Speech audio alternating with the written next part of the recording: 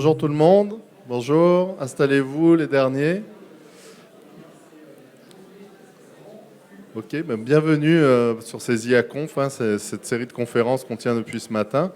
Donc c'est un programme aujourd'hui, l'IAD, qui a été rendu possible par le département des Alpes-Maritimes et la Maison de l'Intelligence Artificielle. Donc moi je travaille à la Maison de l'Intelligence Artificielle, c'est un lieu de sensibilisation à l'intelligence artificielle et d'animation de l'écosystème du territoire sur l'IA. Et on est ravis de vous voir nombreux pour cette conférence. Et on est encore plus ravis d'accueillir le docteur Robert Nardone, donc historien, docteur en histoire des sciences et des techniques et chercheur au laboratoire Histoire des technosciences en société au CNAM. Donc merci docteur d'être avec nous aujourd'hui. On vous remercie. Et le titre de la conférence, vous le voyez, ça sera IA, toute une histoire.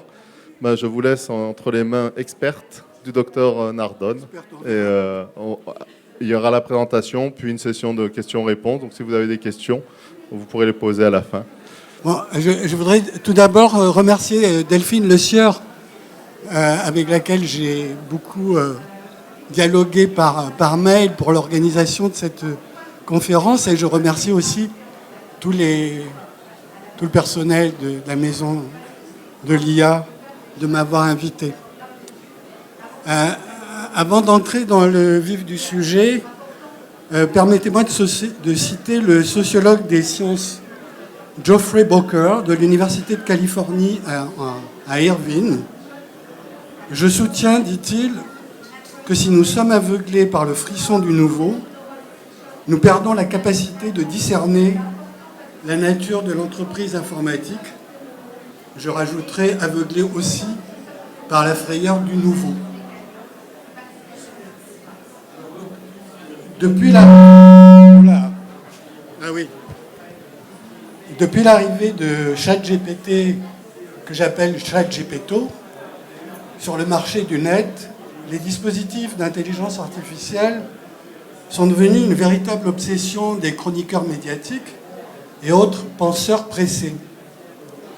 Dans l'opinion et dans les dits médias, ces dispositifs fourre-tout, comme a raison de le rappeler le professeur de biotechnologie Jacques Hesch, sont tellement précédés d'approximations et de fantasmes qu'il m'est apparu nécessaire en préambule de clarifier ma propre posture.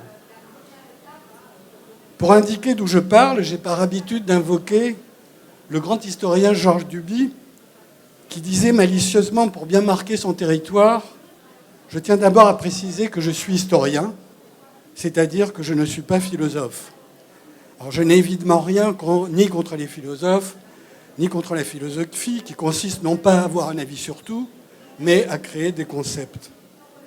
Plus précisément, comme ça a été dit, je suis historien des sciences et des techniques, et mes recherches se situent au sein du laboratoire d'histoire des technosciences en société, au Conservatoire national des arts et métiers, le « en société » n'étant pas sans importance. Je me place dans ce courant de l'histoire contemporaine, des études et des sciences et des techniques, qui doutent de l'effectivité des généralités et des divines majuscules. Donc, dans la perspective ici de ramener les choses sur terre, afin de discerner le bon grain de livret, pour reprendre la parabole du Nouveau Testament. Parabole ici d'autant plus pertinente qu'il est parfois question d'admirer ou de fustiger ces vilains ingénieurs qui se prennent pour Dieu. Alors c'est la raison pour laquelle il ne sera pas question ici de ce monstre monolithique, intelligence artificielle qui court tel le horla dans les gazettes, sur les ondes radio et sur les plateaux de télévision. Il ne sera pas non plus question de délimiter ce que recouvre ici la notion d'intelligence, outre qu'aucune définition ne fasse l'unanimité dans la communauté scientifique. Le terme est beaucoup trop imprécis, trop flou, trop évanescent pour un historien. Et pourtant, cette absence de consensus est très rarement évoquée, dès lors qu'il s'agit de ces dispositifs numériques. Il ne sera pas davantage question des heurts et malheurs fantasmatiques de ces machines hyper sophistiquées qui nourrissent la science-fiction depuis les années 1930, avec la hard SF, des livres, des films, des revues. En 1933, dans un numéro de l'hebdomadaire Vue, consacré à la mort d'une civilisation, tiens déjà, le réalisateur du film scientifique Jean Painlevé signait un article mi-sérieux, mi-surréaliste sur la mort des robots, dans lequel il soulevait déjà bon nombre des questions qui se posent aujourd'hui concernant ces systèmes complexes de traitement de l'information. Questions qui pourraient paraître farfelues si des gens sérieux ne se les posaient avec une certaine solennité, comme par exemple l'IA dépassera-t-elle les humains, le cerveau humain toujours plus fort que l'IA, ou de leur accorder un statut juridique par exemple. Autant de questions qui n'appartiennent pas au champ de l'historien. Pour tenter d'y voir clair, il s'agira plus concrètement de retracer les premiers moments d'une histoire en train de s'écrire, bien qu'elle soit déjà riche de travaux académiques. Alors évidemment, avec le temps qui m'est imparti, je ne ferai qu'indiquer les moments cités, les moments clés de cette généalogie. Puis, à travers 2 œuvres réalisées par nos étudiants, j'aborderai toujours d'un point de vue historique comment cette technique a peu à peu impacté concrètement nos vies quotidiennes. Ces machines, parce qu'elles font explicitement référence à des facultés humaines, comme la mémoire et la logique, obligent l'historien des sciences et des techniques à faire un pas de côté et à s'intéresser à l'histoire des sciences cognitives et à celle des sciences de l'information. Ce qui nous amène à examiner historiquement comment en est-on arrivé là. Je veux dire à ce point critique qui émerveille autant qu'il effraie. Comment des calculettes ayant atteint un niveau tel de perfectionnement peuvent-elles se voir attribuer des facultés humaines? Ou plus précisément, comment des ingénieurs sont venus à construire des objets imitant aussi parfaitement le raisonnement humain, tout en essayant de dégager au fil de la conférence quels sont les fondements historiques et théoriques de ces objets techniques. Car oui, il ne faudrait pas oublier que derrière cette appellation imprécise, ce sont bien des outils techniques, bien qu'ils échappent à l'ordinaire des outils traditionnels. Ils restent conçus et fabriqués par des humains, avec beaucoup de sciences mathématiques, un peu de sciences cognitives, un peu de sciences de l'information, beaucoup de savoir-faire, de la politique, du militaire, pas mal d'idéologie, une bonne dose de déterminisme et de réductionnisme, une ration de commerce et des milliards de dollars. Mais aussi, ces dispositifs sont faits de cobalt, de silicium, de lithium et divers métaux, donc d'exploitation minière bien matérielle qui n'hésite pas à exploiter des enfants. Rien donc de très concret, ce qui a tendance à élever au carré le nombre potentiel de pannes. Plus d'humains, plus d'IA, plus d'électricité, plus d'IA, plus de silicium, plus d'IA, plus de dollars, plus d'IA, etc., etc. Mais l'IA s'est définie aussi comme discipline scientifique lors des conférences de Dartmouth organisées durant l'été 1956. Conférence financée par la Fondation Rockefeller. Le mathématicien John McCarthy organise le premier séminaire sur l'intelligence artificielle. Elles ont réuni une vingtaine de chercheurs pendant 8 semaines pour poser les fondements d'un champ de recherche complémentaire à la cybernétique, donc celui de l'intelligence artificielle. Je reviendrai sur la cybernétique.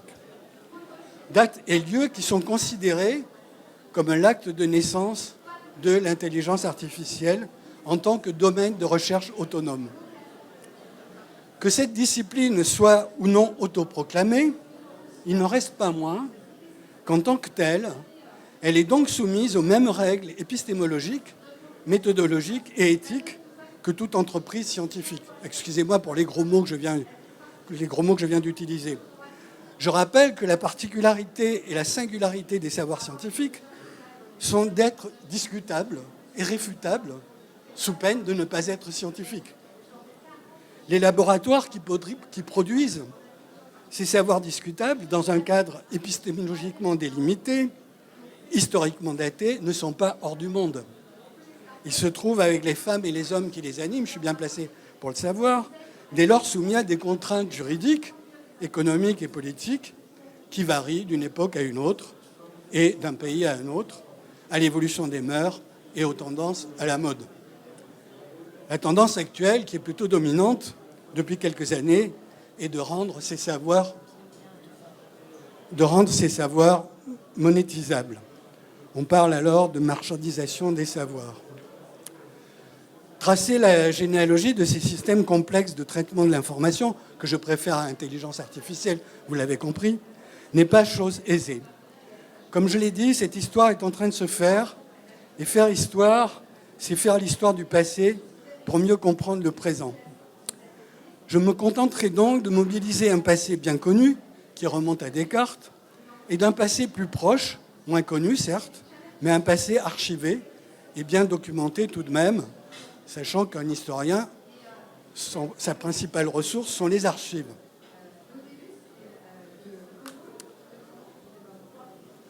Donc, une histoire ancienne. Descartes et l'animal-machine. Ce vieux concept déterministe et réductionniste, homme-machine, remonte au XVIIe siècle avec l'animal-machine de Descartes, au XVIIIe siècle avec l'homme-machine de Julien Offray de la Métrie, avec une machine calculatoire théorique inventée par Leibniz, ou plus proche de nous, avec la machine animale d'Étienne Jules Marais au XIXe siècle, et encore plus proche avec le cerveau-machine du médecin Marc Jeanneraud et l'homme neuronal du neurobiologiste Jean-Pierre Changeux, années 80.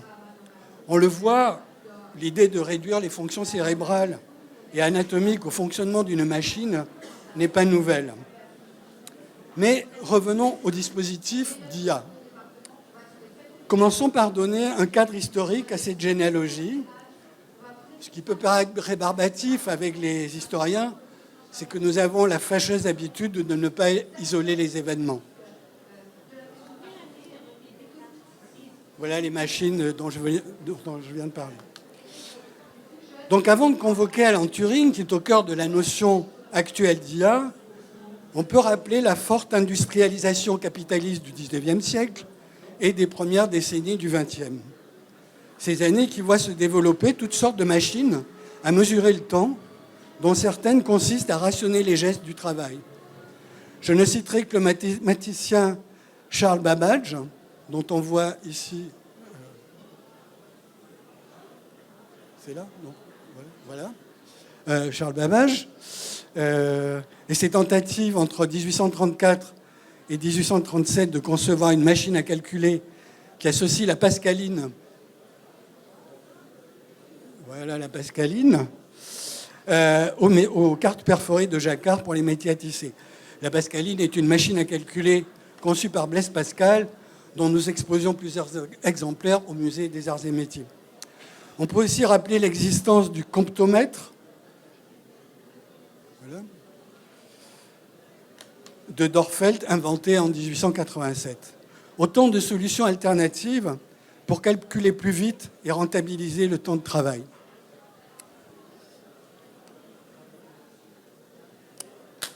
Mais la Deuxième Guerre mondiale, Hiroshima et Nagasaki, la guerre froide et les financements de l'armée américaine doivent figurer en bonne place comme cadre à la généalogie.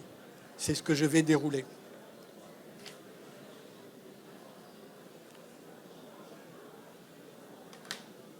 Une historiographie que je qualifierais d'angélique désigne les travaux mathématiques d'Alan Turing comme étant à la base théorique des dispositifs d'IA. Mais sans ordinateur, pas d'IA. L'ordinateur, vous le savez, résulte, comme cela est la plupart du temps le cas, de la convergence de nombreuses découvertes. En 1936, Alan Turing, s'appuyant sur les travaux d'Alonzo Church, imagine une expérience de pensée, la machine de Turing, qui traduit tout problème mathématique humainement calculable sous forme d'une suite d'opérations simples. Il invente ce qu'on appelle aujourd'hui le principe de l'algorithme, une des bases de l'informatique. Mais c'est son article publié dans la revue Mind en 1950, intitulé « Machine à calculer et intelligence », qui théorise le lien entre machine et humain. Pour mémoire, le test de Turing, donc vous voyez ici un schéma, évalue la capacité d'une machine à imiter le comportement humain, ce qu'on verra aussi plus tard avec ChatGPT. L'idée est de déterminer si une machine peut simuler une conversation de manière suffisamment convaincante pour être indiscernable d'un humain. Il repose donc sur l'idée que si une machine peut conserver de manière indiscernable d'un humain, alors elle pourrait être considérée comme possédant une forme d'intelligence. Test que Turing lui-même ne prenait pas au sérieux. Le but de cette publication, dit-il, est de pouvoir répondre à la traditionnelle question « Les machines peuvent-elles penser ?» Question qui, selon Turing lui-même, je cite, « a peu de sens pour mériter une discussion, car poursuit-il,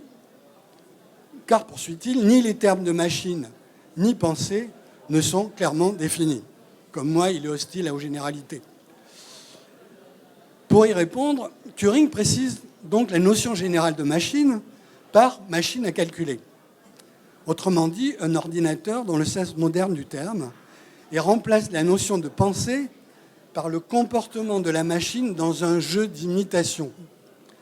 La question à laquelle il tente de répondre à l'affirmative devient alors « Un ordinateur peut-il tenir la place d'un être humain dans un jeu d'imitation ?» Jeu d'imitation est à prendre au sérieux. It's just a game. La Commission nationale de recherche pour la défense et les conférences Massy, mais Turing n'est évidemment pas le seul dans cette aventure technique.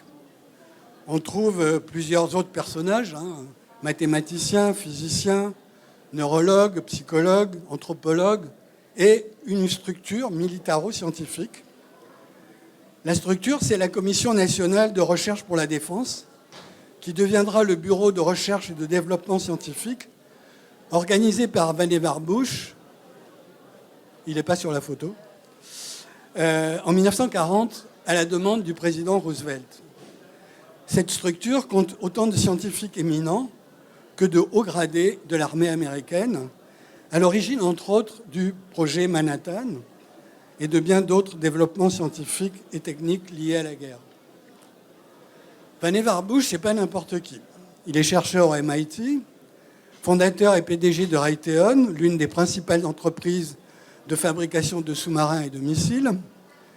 En 1945, il publie un article « Comme nous pourrions penser », dans lequel il évoque les notions de lien et de parcours informatique en se basant sur le fonctionnement du cerveau humain. J'y reviendrai. Il est crédité avec cet article de pionnier du web. Pourquoi évoquer les conférences Massy dans les premiers temps de l'IA ?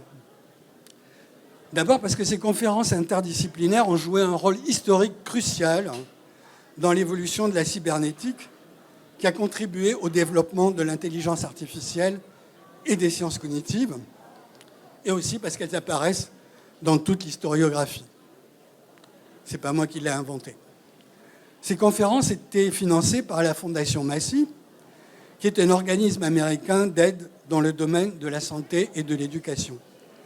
Elles se sont déroulées entre 1946 et 1953 à l'initiative du neurophysiologiste Warren McCulloch, qui doit être par là, et du mathématicien Norbert Wiener, qui doit être... voilà, c'est lui, Norbert Wiener, qui est l'un et l'autre étant les cofondateurs de la cybernétique, cette science des analogies maîtrisées entre organismes et machines. Ces conférences avaient pour objectif de développer une théorie générale du fonctionnement de la pensée humaine. Organisée seulement sur invitation, elle réunissait des mathématiciens, des neurologues, des psychiatres, des anthropologues, des linguistes et d'autres experts de divers domaines. Les idées formulées lors de ces conférences ont influencé les développements ultérieurs dans des domaines tels que l'informatique, l'intelligence artificielle et les sciences cognitives. Selon la thématique, elle rassemblait des savants comme John von Neumann. Il est où? Ah, il est là-bas. Voilà, c'est lui. C'est un des plus grands savants du XXe siècle. Mathématicien et physicien, il jette les bases des premiers véritables ordinateurs, dites architecture von Neumann. Von Neumann, qui, par parenthèse, fut l'un des principaux artisans du projet Manhattan et du concept de guerre froide. C'est lui qui forge ce concept de guerre froide. Le mathématicien Claude Shannon, qui doit être... il est là, voilà, Claude Shannon, l'un des fondateurs de la théorie de l'information, qui a popularisé la notion de bit comme mesure élémentaire de l'information numérique. Le linguiste Roman Jacobson, le psychosociologue Alex Bablas, l'anthropologue Margaret Mead, etc., etc. Lors de la 5e conférence, McCulloch déclare que du point de vue de l'analyse que l'on peut faire, je cite, « Il n'y a pas de différence entre le système nerveux et une machine informatique. » La suite se décline au cours des années 50, 60 et 70 par John McCarthy, qui crée un langage de programmation en IA encore très utilisé aujourd'hui, par la création d'un programme de jeu de dames, d'un système expert capable de déterminer la formule chimique d'une molécule, par un programme de dialogue homme-machine, par un programme qui comprend, entre guillemets, et répond, entre guillemets, à des instructions comme de déplacer des objets sur un support donné en langage humain. La même année paraît le premier numéro de la revue Artificial Intelligence. Ces recherches, dont on voit qu'elles sont anciennes, s'appuient donc sur l'idée qu'il n'y aurait pas de différence entre le système nerveux et une machine informatique. Que le cerveau serait le siège de l'intelligence, voire pour certains d'entre eux, comme Gérard Edelman, de la conscience. Il me semble pertinent d'y voir une approche déterministe et réductionniste des fonctions cognitives, comme on peut le voir dans l'iconographie qui n'hésite pas, on l'a vu, à déifier les ingénieurs. Ce qui, toute chose égale par ailleurs, revient avec un siècle de retard à faire des technosciences une nouvelle religion, comme le souhaitait déjà Auguste Comte au XIXe siècle, et instaurer une dichotomie que l'on croyait obsolète depuis longtemps, la séparation du corps et de l'esprit. Le philosophe du langage John Searle, vous voyez que j'ai rien contre les philosophes, nous rappelle que la séparation corps-esprit, non seulement est largement dépassée depuis longtemps, mais qu'elle présente un faux problème. J'ai par habitude de dire, et là je pense que je ne vais pas me faire que des amis, que ce n'est pas le cerveau qui pense, mais que c'est la totalité du corps qui pense, et la totalité du corps socialisé qui pense. Je me suis fait insulter sur Internet pour avoir dit ça. Les capacités mentales d'un chasseur-cueilleur magdalénien ne sont ni plus ni moins performantes que celles d'un ingénieur de la Silicon Valley. Il ne serait pas d'accord avec ça, je suis sûr. Elles se développent dans un environnement différent et elles ont des objets différents. Un point, c'est tout. Je ne donnerai qu'un exemple. Oui, voilà ce à quoi ressemble l'intelligence artificielle. On est loin de l'iconographie du slide précédent. Donc je donnerai qu'un exemple. Une équipe d'ingénieurs a présenté une démonstration publique d'un modèle de langage appelé Galactica pour l'organisation automatique de la science. Waouh! Résultat, des scientifiques en chair et en os ont très vite découvert que le logiciel générait des inepties, et l'objet a aussitôt été retiré.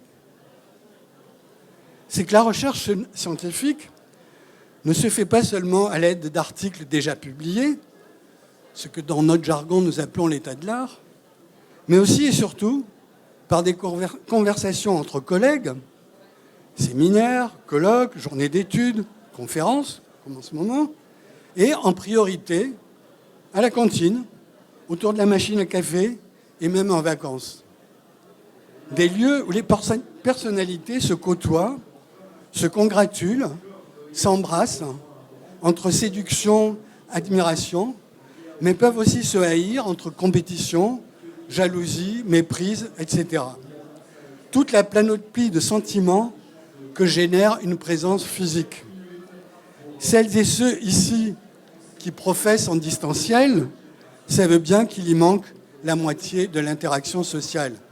Depuis la Covid, nous sommes tenus au CNAM d'avoir un quota de présentiel très réduit pour faire la totalité de nos cours en distanciel, ce qui est une aberration et contre-productif au niveau pédagogique.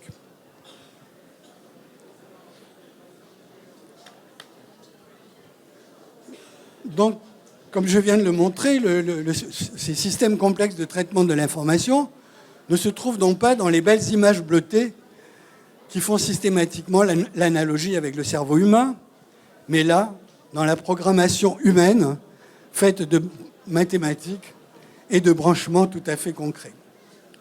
Cela étant, pour qu'on me comprenne bien, certains dispositifs d'IA montrent des capacités tout à fait comparables à celles développées par les humains, avec les mêmes imperfections, et ce sont ces imperfections qui peuvent les rendre remarquables. Je veux parler des recherches déjà bien avancées de reconnaissance vocale et faciale. L'application Word de reconnaissance vocale est tout à fait performante pour retranscrire en temps réel les entretiens que je peux mener pour mes recherches, ce qui m'évite de longues heures de retranscription. Autrement dit, en mettant ces dispositifs dans une boîte à outils, il est possible d'utiliser les potentialités techniques qu'offre l'IA en s'affranchissant du délire humanoïde. Donc là, je vais essayer de vous mettre un récit graphique qu'a fait une de nos étudiantes. Alors, rapidement, adossé au laboratoire dans lequel je travaille, nous avons une formation qui forme des médiateurs scientifiques. Donc un Master 2.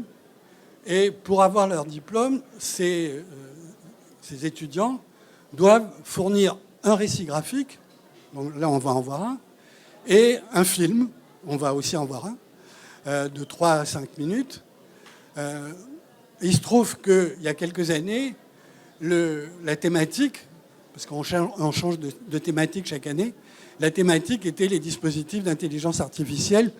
Nous avons toujours tenu, avec mes collègues de la formation, de parler de dispositifs et pas d'IA. Donc je vais essayer de le faire démarrer. Voilà. Alors, qu'est-ce que je dois faire pour qu'il démarre ? Voilà.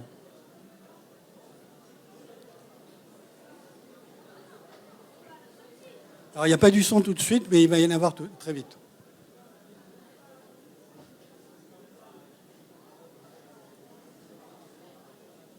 Selon la définition de la Commission nationale de l'informatique et des libertés, la technologie de reconnaissance faciale est une technique informatique qui permet de reconnaître automatiquement une personne sur la base de son visage. Elle se réalise en 2 temps.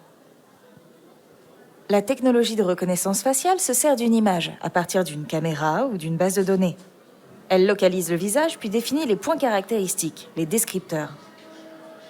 Ces points caractéristiques forment un gabarit, un motif spécifique à l'identité de l'individu. Ce gabarit est censé être unique pour chaque individu et permanent dans le temps.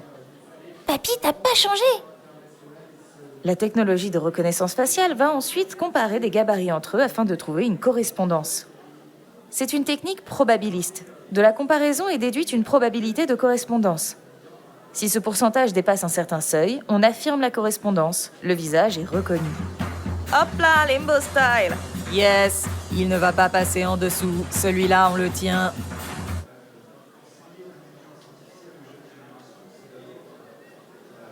La technologie de reconnaissance faciale permet de remplir deux fonctions distinctes.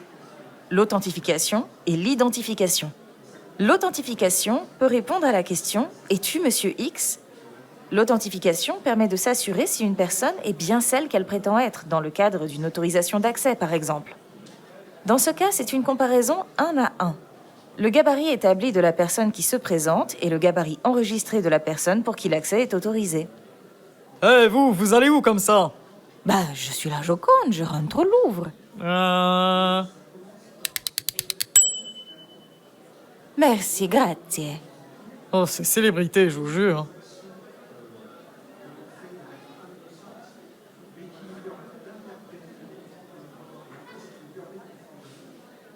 Fais gaffe, jeter à l'œil, toi.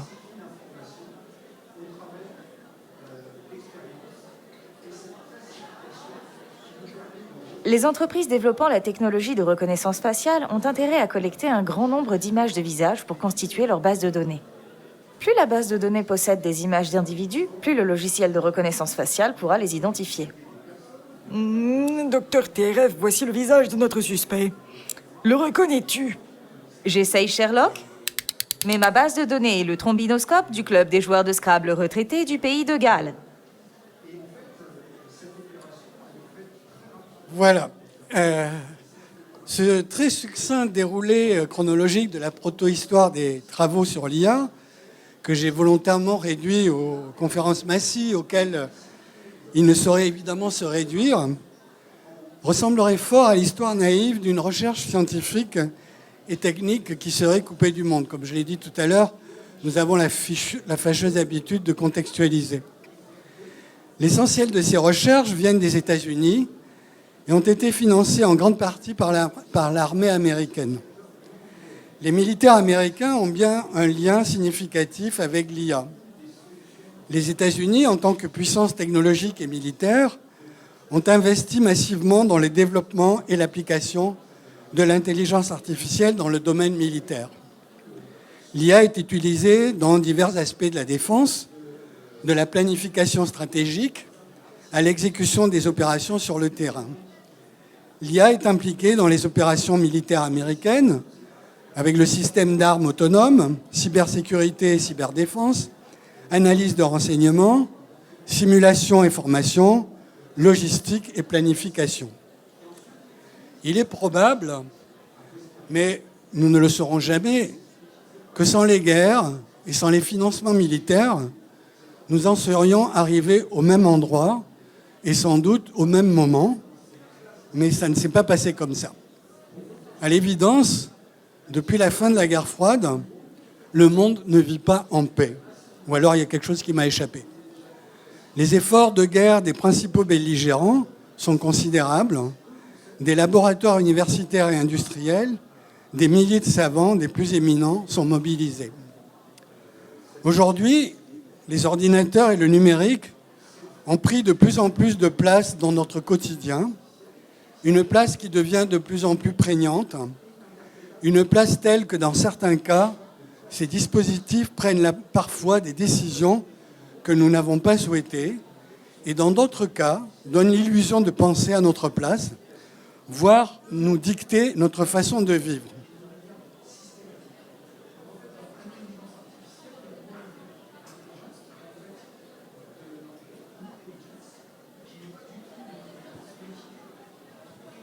Nous pourrions vous parler de téraoctets, d'accès infini aux données disponibles, d'optimisation, de planification. Mais vous connaissez déjà tout cela. Allons-nous. Songeons plutôt à l'environnement, aux économies que vous allez faire pour la planète et pour vous. À ce temps économisé et retrouvé pour partager avec vos proches.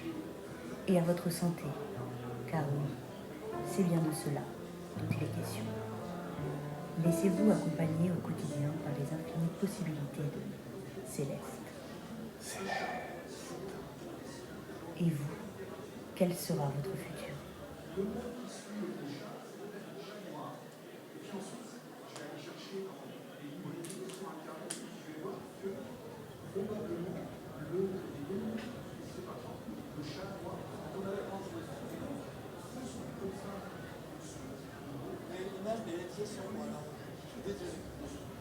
Bonjour Brice, il est 8h30. Une bonne heure pour profiter de ce samedi. La température extérieure est de 19 degrés. Un petit vent est à prévoir, mais l'après-midi n'en restera pas moins douce. Mais tout d'abord, la routine matinale. Tu peux y aller, la température de l'eau est déjà réglée.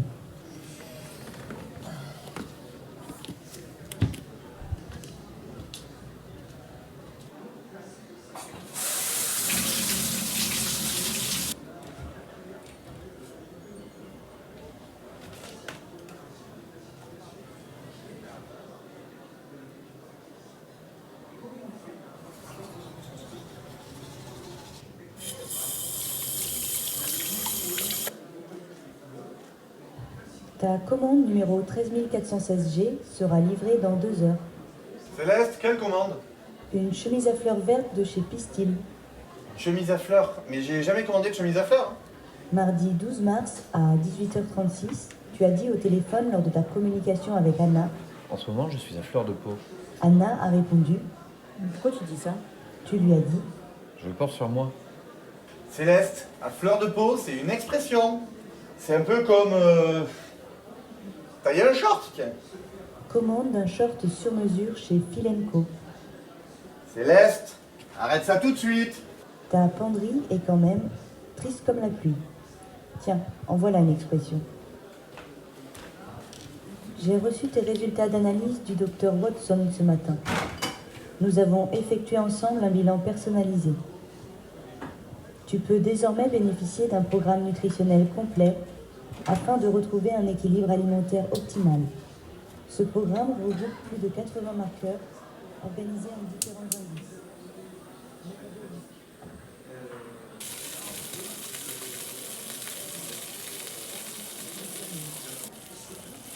Des conseils journaliers spécifiques te permettront ainsi d'optimiser ta santé. Ouais, Céleste. J'y songerai.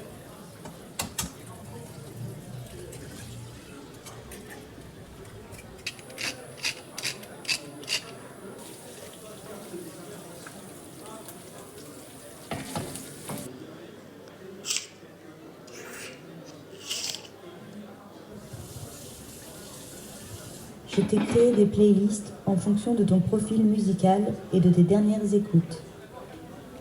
Je te laisse faire ton choix.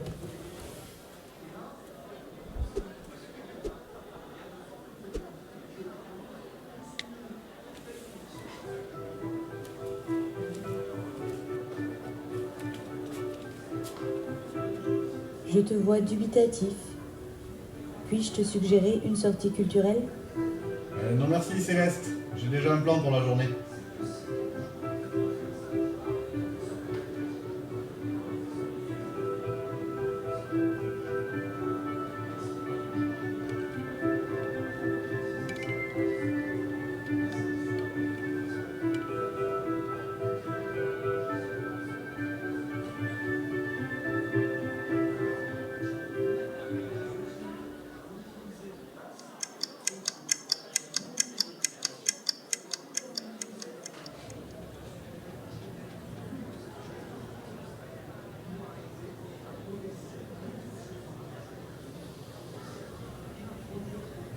Bonjour Brice, il est 8h30.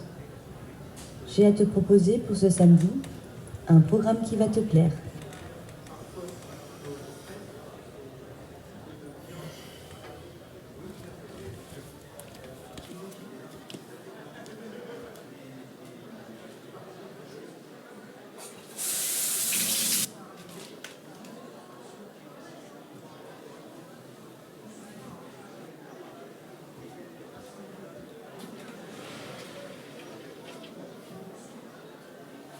Te laisserais-tu tenter par une chemise à fleurs aujourd'hui ?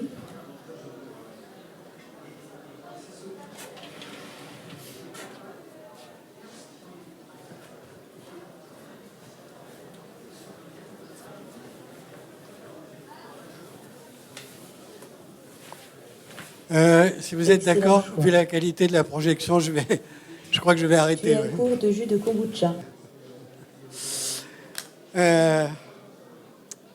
Dans cette interaction entre ces machines et les humains des pays riches, s'est immiscé dans les recoins les plus intimes de l'existence, comme notre santé, les sentiments amoureux, la solitude ou le mal-être. Ces dispositifs ont croisé la route de commerçants sans scrupules, d'hommes d'affaires douteux qui sont prêts à vendre de l'illusion et faire marchandise avec ce que nous avons de plus intime et secret. Un mot sur ChatGPT ou ChatGPT. Il est présenté comme un agent conversationnel. C'est encore un abus de langage. On ne discute pas avec ChatGPT. C'est toujours l'humain qui lance l'interrogatoire en cliquant sur l'application. Je ne peux pas avoir une conversation musclée, dynamique, stimulante, comme toute bonne conversation. De plus, il est programmé, je l'ai testé, de telle façon qu'il ne peut pas utiliser ou recevoir ce qui, de près ou de loin, s'apparente à de la violence verbale. Ce qui est pourtant le propre du comportement humain dans une situation conversationnelle.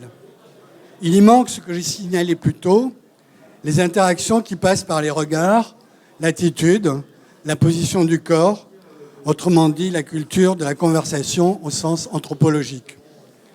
Je conclurai de façon aussi facétieuse que révélatrice sur le plan politique par l'administration de la preuve par HAL 9000. Tout le monde sait qui est HAL 9000 ? 2001, Odyssée de l'espace, ça vous dit quelque chose, le film de Stanley Kubrick, où à la fin il déconnecte, donc là c'est une image où il est en train de déconnecter l'ordinateur de bord. Le logiciel d'assistance vocale Siri, donc de la firme Apple, lorsqu'on le questionne sur HAL 9000, répond « Tout le monde sait ce qui est arrivé à HAL ». Autrement dit, on l'a débranché. Ou encore, HAL n'a pas fait les bons choix, mais il chantait bien. Pour ceux qui ont vu le film, savent à quoi il fait allusion. Concluant par « N'en parlons plus » ou encore « Je préfère ne pas parler de HAL ». Si j'ai dit en commençant « Je ne suis pas philosophe », mais je vis dans cet instant présent et comme vous tous, j'utilise ces machines. Ces petits ordinateurs que sont nos smartphones, auxquels nous sommes tous plus ou moins enchaînés, tels des esclaves consuméristes pas toujours consentants, sont des machines qui se permettent, en tant qu'elles sont machines programmées par des humains, à faire des opérations aléatoires que nous n'avons pas souhaitées. Ce qui donnerait à ces machines une certaine autonomie d'action. Cette relative autonomie et la capacité à s'instruire elles-mêmes sont productrices de fantasmes et de peurs, comme je le disais au début, le plus souvent relayées par les médias. Mais ces craintes ne sont que l'arbre qui cache la forêt. La forêt, c'est la quasi-impossibilité sociale et professionnelle de refuser l'utilisation de ces machines et la résistance qu'il faut développer pour ne pas se plier à leurs diverses applications que je peux, à bon droit, qualifier de totalitaires. À moins de se couper totalement du monde, et avec la complicité active des administrations, il est de fait impossible de se passer de ces dispositifs, même pour les choses les plus vitales, comme prendre un rendez-vous chez le médecin. Sur le strict plan technique, et j'en finirai avec ça, il y a 3 états essentiels à leur propre fonctionnement qu'elles ne peuvent ni prévoir ni empêcher. Comme toute machine, des plus simples aux plus sophistiquées, elle a besoin d'un ou plusieurs humains, beaucoup d'argent, de grosses infrastructures pour les imaginer et les construire, et d'énergie humaine pour fonctionner. Elle ne fonctionne que selon certaines de mes intentions et de mes décisions, non imitables et fondamentales, tout bêtement les concevoir, les mettre en route ou les déconnecter. Je vous remercie de votre attention.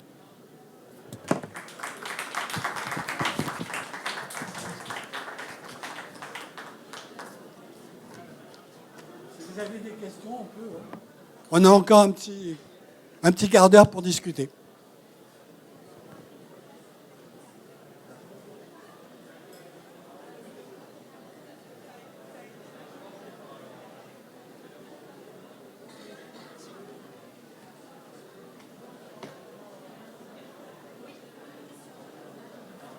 Euh, je voudrais revenir sur le fait que vous avez dit que le cerveau, il donne des ordres à tout le corps. Enfin, la remarque que vous avez faite sur Internet qui a suscité beaucoup de réactions, c'est que vous êtes contre que le cerveau, c'est lui qui commande tout et non pas... Non, vous êtes pour que les membres, tout le corps, ils travaillent en collaboration avec le cerveau. C'est pas le corps qui travaille en collaboration avec le cerveau. Le cerveau fait partie du corps, donc c'est la totalité du corps qui pense.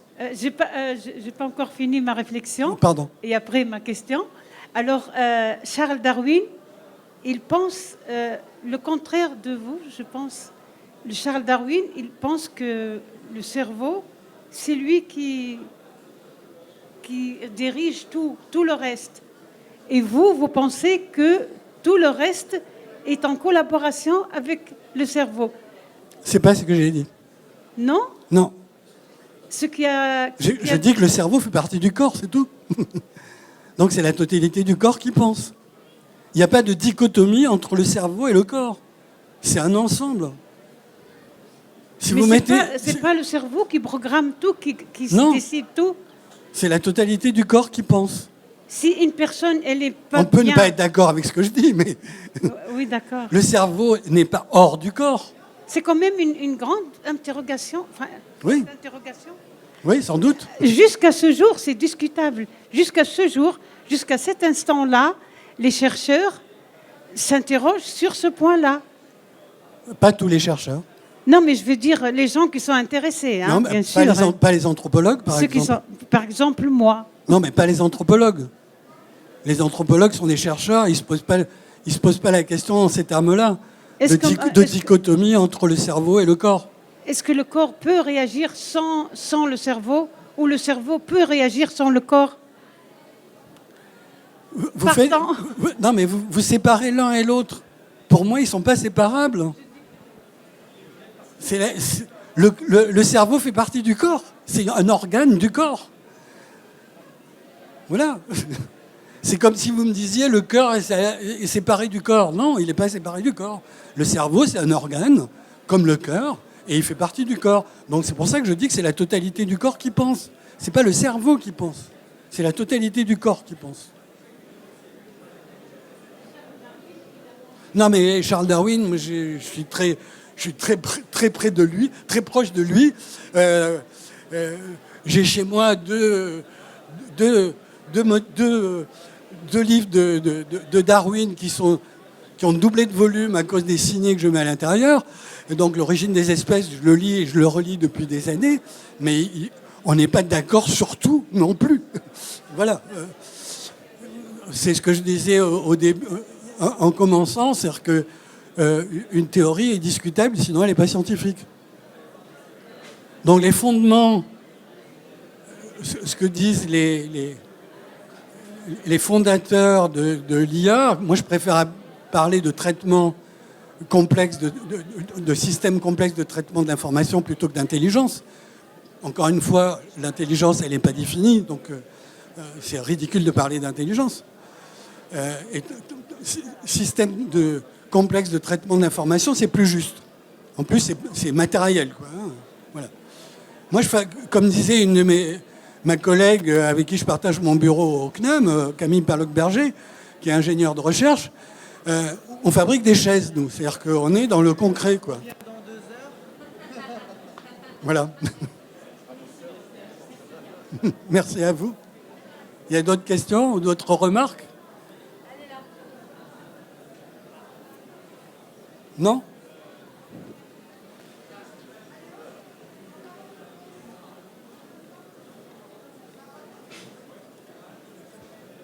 J'ai fait beaucoup de provocations dans mon intervention, donc c'était pas pour provoquer, hein, c'est parce que vraiment c'est des choses que je pense profondément. Oui. Vous m'entendez? Oui, oui, très bien. En fait, moi, j'ai juste une question. Vous avez parlé beaucoup que la création de l'IA, ça partait toujours de l'idée de remplacer un peu l'homme et ce lien-là avec le cerveau et la machine.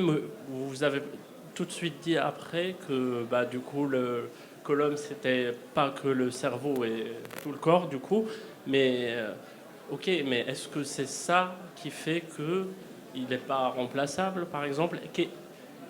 Vous avez dit aussi que il y a un aspect quasi religieux dans la technologie aussi qui pousse vers ça. Mais est-ce que l'inverse aussi n'est pas religieux? Au final, qu'est-ce qui fait que l'homme a atteint la limite et qu'il doit rester comme ça et qu'est-ce qui fait en fait qu'il est irremplaçable? Et si ce n'est quelque chose de religieux aussi. Je redis ce que j'ai dit au début, c'est-à-dire que je ne suis pas philosophe. Je suis historien. Et nos sources, à nous historiens, c'est les archives. Donc, on n'est pas. Et les archives, elles n'existent pas. Les archives du futur n'existent pas encore. Donc, tout ce qu'on appelle archives, c'est les archives du passé. Donc, je ne peux pas répondre à cette question. Alors, dans mon laboratoire, on est nombreux depuis quelques années, et pas depuis l'émergence de ChatGPT.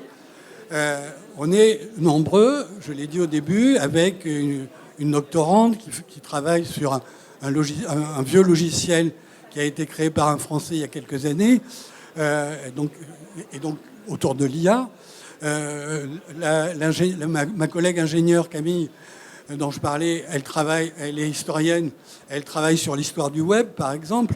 Donc on est nombreux dans le laboratoire à se poser évidemment des questions autour de ces questions-là, de l'intelligence artificielle.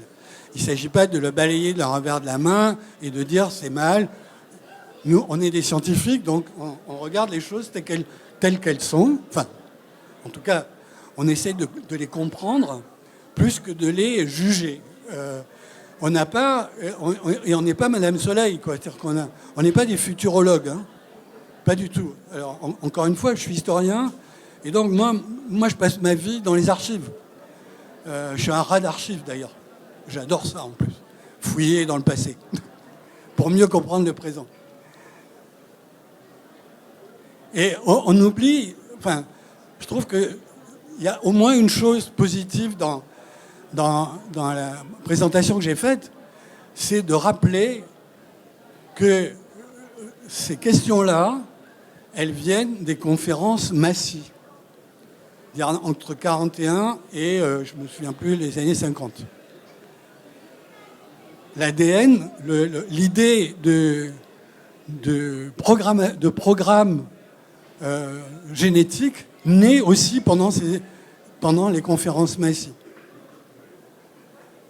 Les sciences cognitives naissent pendant les conférences Massy. Alors là, par contre, on a des archives, puisque c'est les années 40, 50, c'est la guerre froide. Bon, moi, je suis spécialiste d'une histoire contemporaine, hein. Je ne suis pas historien du lointain passé. Je remonte... le plus loin que je remonte, c'est le milieu du 19e siècle. Enfin, ce qu'on a appelé improprement la révolution industrielle. Il n'y a pas de révolution, il y a juste une industrialisation de l'Europe et des pays riches. Mais voilà. Et puis, surtout, j'insiste sur ce point, ne pas oublier que ces objets-là sont des objets concrets, matériels, avec du lithium, du cobalt, de l'électricité, et qu'il y a il y a deux pays où il y a énormément de cobalt et de lithium. C'est en Afrique, au Congo et en Amérique du Sud, au Chili, je crois. Hein. C'est au Chili qu'il y a des mines de lithium et de cobalt. Et là, on fait travailler les enfants. Donc tout ce que vous avez là-dedans, ce n'est possible que parce qu'il y a des mômes de 5, 6, 7, 8 ans qui triment dans des mines. Donc ça, il ne faut pas l'oublier, quoi. Voilà. Ok. Merci. Merci à vous. Merci, docteur. Merci au docteur Nardone. Merci beaucoup. Vous pouvez l'applaudir encore. Merci beaucoup. La conférence suivante, d'ici 5 minutes, ça va être sur est-ce que l'IA peut aider dans la fertilité, avec le docteur Wassim Badiou, docteur Laura Miquel. D'ici 5 minutes, le temps d'installer. Merci.